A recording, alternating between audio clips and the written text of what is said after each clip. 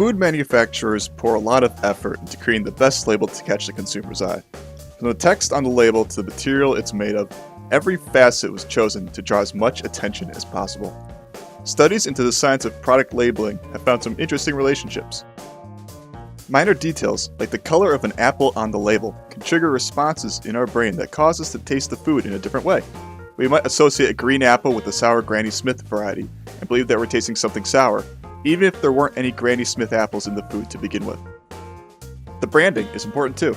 Researchers have found that a low-calorie product from an unhealthy brand was liked more than a low-calorie product from a healthy brand.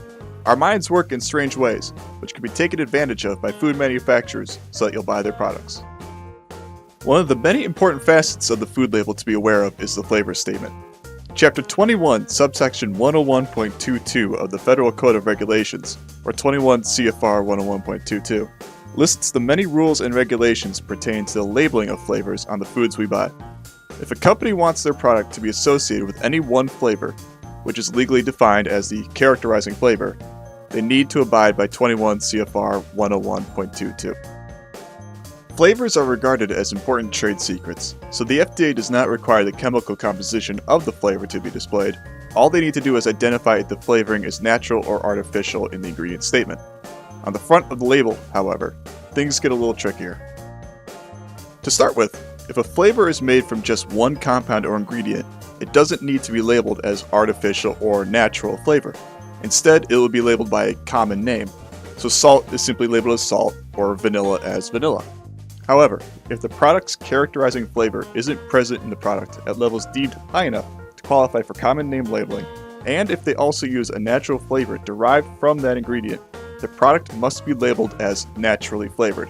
So vanilla would become natural vanilla flavored.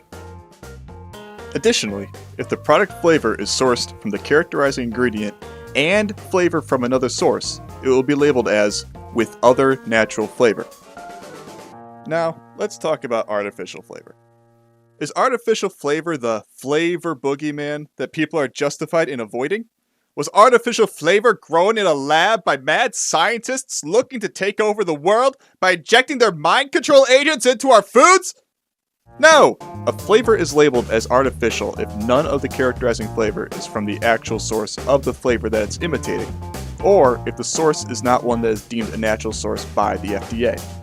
The term is used to separate flavors that are from the source of the flavor it is characterizing itself as, versus flavors that are simulating the taste of that characterizing flavor.